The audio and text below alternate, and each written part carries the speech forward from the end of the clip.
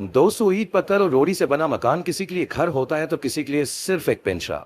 आज हम एक ऐसे ही चोर की कहानी आपको दिखाने वाले हैं जिसके लिए पेंट हाउस घर नहीं बल्कि दोस्तों सिर्फ एक पिंजरा बन के रह गया, जिससे निकलने के लिए उसे वो सब करना पड़ा जो एक इंसान अपने सपने में भी ना करना चाहे। तो दोस्तों, कहानी शुरू होती है और हमें एक बहुत ही शानदार लाजवाब पेंट हाउस नजर आता है। सी शिफ्ट होता है और नैमो नाम का एक चोर पेंट हाउस में पेंटिंग चुराने के लिए घुस जाता है। यह पेंट हाउस दोस्तों बहुत ही सिक्योर था। इसके अंदर जाने के लिए नेमो बाहर लगी टेम्परेचर रेंडर मशीन में एक कोड डालता है, जिसके बाद उसके पास सिर्फ 7 मिनट होते हैं जिसमें वो चोरी को अंजाम दे सकता है। अब नेमो घर के अंदर घुसता है और सभी पेंटिंग्स को चुराने लगता है, लेकिन यहाँ रेमो को वो पेंटिंग नहीं मिलती जो सबसे महंगी थी और जिसे लेने के लिए उसके साथियों ने उसे वहां पर भेजा था। इधर टाइम भी खत्म हो रहा था तो रेमो कहता है कि मुझे उस पेंटिंग को ढूंढने के लिए और टाइम चाहिए। इसलिए वो जाता है और टेम्परेचर रेंडर मशीन में दोबारा से कोड डालता है। इस बार मशीन से एक अलार्म बजता है और पूरा घर लॉक हो जाता है। यह अलार्म इतना तेज था कि नेमो इसकी आवाज से परेशान हो रहा था। वो चिढ़ रहा था, इसलिए वो इस अलार्म को बंद करने के चक्कर में रेंडर मशीन को भी तोड़ डालता है। नेमो कांच की खिड़कियों को तोड़ने की कोशिश करता है पर इसका कोई फायदा नहीं होता। वह हर मुमकिन कोशिश करता है लेकिन घर से बाहर निकल नहीं पाता है। नेमो घर के मेन दरवाजे की तरफ जाता है और उसे तोड़ने की कोशिश करता है। ये दरवाजा लकड़ी का था, इसलिए नेमो हाथ पैर मारता है, लेकिन जैसे ही वो ध्यान से देखता है तो बिल्कुल दंग रह जाता है। दरअसल ये दरवाजा बाहर से लकड़ी का था लेकिन असल में ये लोहे का बना हुआ था, जिसे तोड़ पाना नेमो के लिए तो क्या बुलेट प्रूफ गन की भी बस की बात नहीं थी। अब नेमो को प्यास लगती है, इसलिए वो किचन में जाता है और पानी पीने लगता है। यहाँ पर नेमो देखता है कि घर में पानी भी खत्म होने वाला है और फ्रिज में खाने पीने के लिए थोड़ा सा ही सामान है। इतने में फ्रिज से एक ट्यून बजने लगती है जो नेमो को बिल्कुल भी पसंद नहीं आती।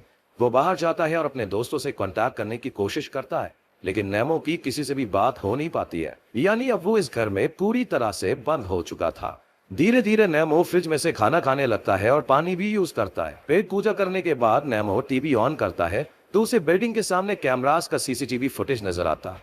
ऐसे ही उसे नींद भी आ जाती है और नेमो सो जाता है। अगली सुबह नेमो थोड़े से पानी से खुद को साफ करता है। वो घर में पड़ी चीजों को देखता है। यहाँ उसे पता चलता है कि घर में मौजूद कोई भी फोन काम नहीं कर रहा है। घर घूमते हुए नेमो को घर के बीच एक स्काई लाइट नजर आती है और वो समझ जाता है कि अब मैं यहीं से बाहर जा सकता हूँ। नेमो स्काई लाइट तक पहुंचने के लिए घर की चीजों को सेंटर में इकट्ठा करना शुरू कर देता है। तभी नेमो को प्यास लगती है, पर अब पानी खत्म हो चुका था। बहुत ढूंढने के बाद नेमो को फिश टैंक की लाइन मिलती है, पर फिश टैंक का पानी पीने लायक नहीं था। इसके बाद वो बचा कुचा खाना खाता है और अपने काम में लग जाता है। इसके बाद नेमो थक हार कर टीवी के सामने बैठ जाता है, जहां उसे एक लड़की नजर आती है, जैस्मिन। जैस्मिन बिल्डिंग के क्लीनिंग डिपार्टमेंट में काम करते थे।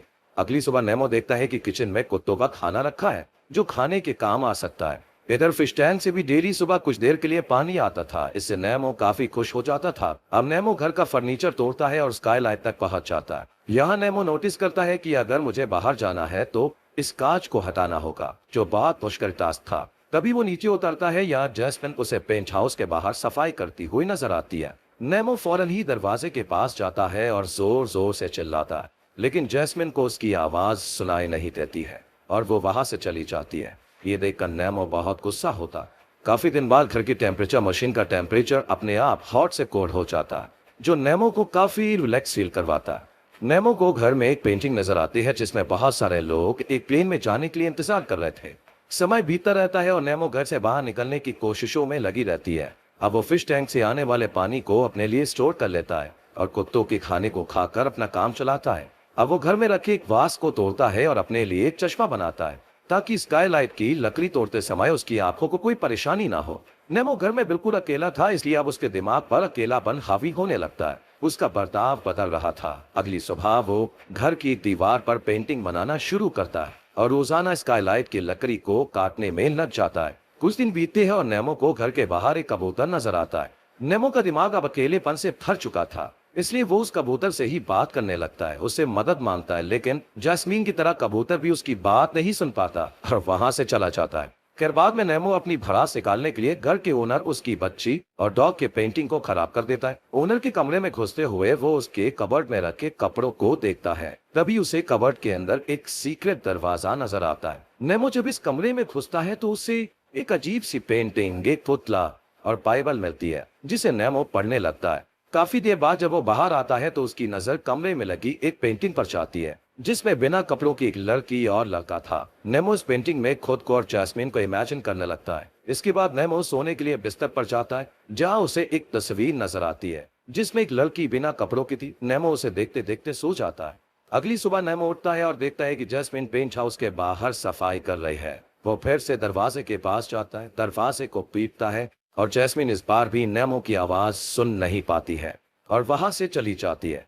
इस पर नेमो बहुत उदास हो जाता है और घर के अंदर आकर ही सो जाता है। यहाँ नेमो को अब हम एक सपने में देखते हैं, जिसमें वो देखता है कि वो एक आर्ट एग्जीबिशन में गया है। यहाँ घर का ओनर और नेमो एक पेंटिंग के बारे में बात करते हैं। घर की ओनर को नेमो की एक पेंटिंग बहुत ज्यादा पसंद होती है। तभी नेमो देखता है कि घर की ओनर ने जैस्मीन से कुछ कहा और उसकी पेंटिंग की तारीफ करने लगा। इतने में नेमो वहां से निकल गया, यानी कि उसका जो सपना था वो टूट जाता है। नेमो की आंख खुलती है और वो स्काईलाइट की लकड़ी में लगे स्क्रूज को निकालने में लग जाता है, लेकिन ये काम काफी मुश्किल था, इसलिए उसे अभी और टाइम लगने वाला था। अब नेमो को भूख लगती है, लेकिन घर में खाना खत्म हो चुका था, इसलिए वो फिश पॉट से मछलियों को निकालता है और मार कर पका कर खा जाता है। इसी के साथ नेमो अपनी अधूरी पेंटिंग को भी पूरा करता रहता है। अब नेमो का डेली रूटीन काफी कॉमन हो गया था। वो उठता है, दीवार की पेंटिंग करता है और स्क्रू निकालने में लग जाता है। नेमो अब रोजाना कुत्ते का खाना खाना शुरू कर देता है, जिस वजह से उसकी हरकतें भी अब थोड़ी थोड़ी कुत्तू जैसी हो जाती है। एक दिन नेमो घर की एक पेंटिंग को तोड़ देता है और उसकी मदद से स्काई लाइट में लगे स्क्रू को निकालने लगता है, पर ये काम करते हुए उसका ध्यान भटकता है और एकदम से वो नीचे गिर पड़ता है, जिस वजह से उसके पैर में चोट लग जाती है। अब आता है न्यू ईयर। ये न्यू ईयर नेमो के लिए बहुत अलग था, लेकिन वो अकेले ही घर के अंदर न्यू ईयर को एंजॉय करता है। यही उसके ख्याल में जैस्मिन होती है और हम देखते हैं कि वो घर के अंदर आ चुकी है और नेमो के एकदम करीब है, लेकिन वो उसे किस नहीं करती। ये बिल्कुल उस पेंटिंग की तरह था जो नेमो ने कुछ टाइम पहले देखी थी, लेकिन तभी ये सपना टूट जाता है। जी हाँ, असल में दोस्तों ये नेमो का ख्याल था। जैस्मीन तो कभी घर के अंदर आई ही नहीं, वो अभी घर में अकेला ही है। अगली सुबह जब उसकी आंख खुलती है तो वो अपने पैर पर पट्टी बांधता है। तभी उसके दांत में बहुत तेज दर्द होने लगता है, जिसे नेमो निकालने ही वाला था। तभी वो देखता है कि घर की ओनर ने उसे जोर से धक्का दिया और उसका सर जमीन से लगा है, जिस वजह से वो घायल हो गया।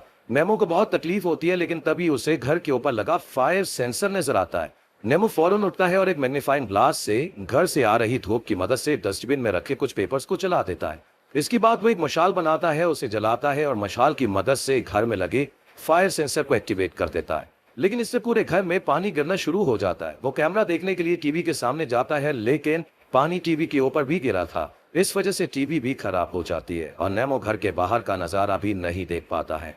ये देखकर नेमो की हालत खराब हो जाती है और पूरा घर भी पानी पानी ही हो जाता है। नेमो को बहुत गुस्सा आता है, पर वो कुछ कर नहीं सकता था।